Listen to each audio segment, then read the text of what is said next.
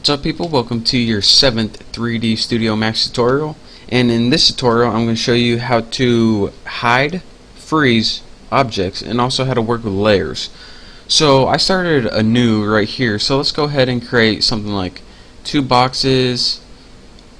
We can put those over here and we'll create create two spheres over here, and just go ahead and move those up. Go ahead and move those up above the plane just cause there's no really reason to. Just do it. And now let's go ahead and get started with the tutorial. So you can go ahead and hide and freeze objects. Now when you freeze an object, it prevents it from moving or being selected, but it's still rendered out. And when you hide an object, it hides it from view, and also it's not rendered. So if you're wondering, alright, how do I do this? In order to hide or freeze an object, go to Tools and go ahead and go to Display Floater. And now this brings up your pretty much hide and freeze panel. So now if you go ahead and click an object, like I said, you can go ahead and freeze it under this section and put freeze selected. And as you can see, anything that's frozen, it turns gray. So you can take this one and freeze it too. So freeze selected. And now you can see, like I said, anytime it's frozen, you can't move it with the mouse. So let me go ahead and try to select this. Can't select it, can't select either one of these, can't move them. I can select these, but I can't select these. So let's go ahead and unfreeze all, so we can unfreeze everything. And now let me show you what hiding it does. So go ahead and click an object and go ahead hide selected. And what that does is not only hide it from view, but it also, whenever you render it out, that object will not render. So you can hide a bunch of objects, hide selected, and then whenever you want to have them pop up again, just go ahead and press unhide all, and then unhide all of them, if you couldn't guess. It's pretty easy, but that's pretty much how you hide and freeze objects. So that's all you need to know for that, pretty much. The other thing I want to show you is about layers. Now, in order to work with layers, you need this little layer toolbar right here. And if you don't have it already, then what you need to do is go to Customize, Show UI, and Show Floating Toolbars. Then the Layers toolbar will pop up and you can dock it in your main toolbar up here. So I'm not going to click it, or a bunch of toolbars are going to pop up, but you do that and get all your layers. I'll wait for you. Did you do it yet? Did you do it? Alright, you good to go? So now you should have this toolbar that popped up along with 80 other toolbars, and I'll show you guys how to create new layers, and also you'll see why new layers are useful. So at default, everything is in your default layer, all 4 objects we created. Bam, bam, bam, bam. But say we want to separate these objects into layers from squares or cubes to spheres. So what we need to do is go click create new layer, which is the 3 pieces of paper with a little star on it, and then we got a new layer, and we'll name mine balls. Can't name it spheres because spheres isn't funny at all. We gotta name it balls. Go ahead and click OK.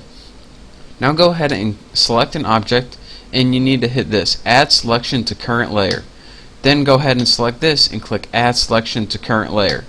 So now we got these 2 balls in our layer. So let's go ahead and create another layer for the cubes. Create a new layer and create cubes. Press OK and do the same thing. Add this to the layer and add this to the layer.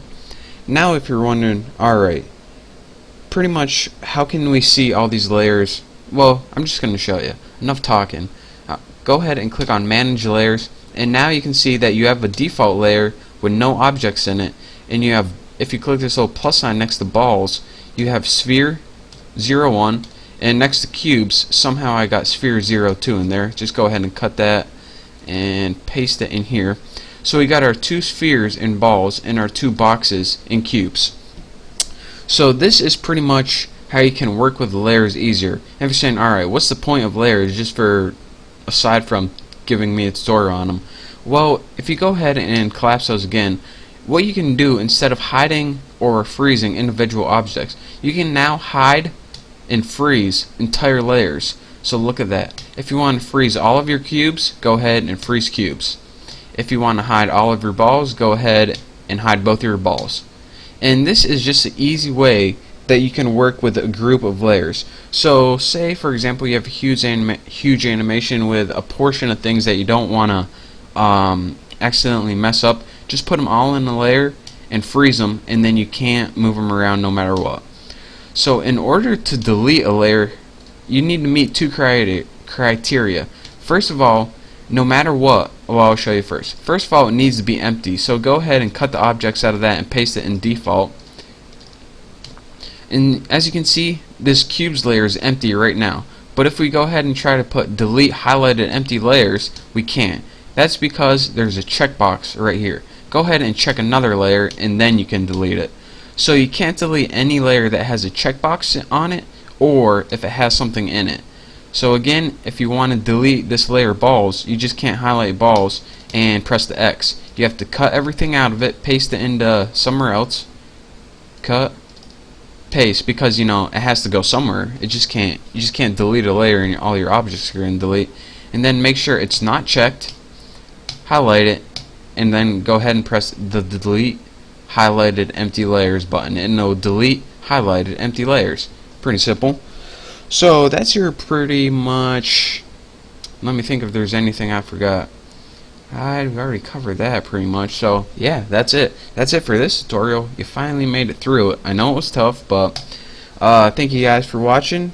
If there's anything I forgot, I'll just put in the next tutorial, but I think I covered everything, all the basics at least. So again, thank you guys for watching. Don't forget to subscribe, and I will see you next tutorial.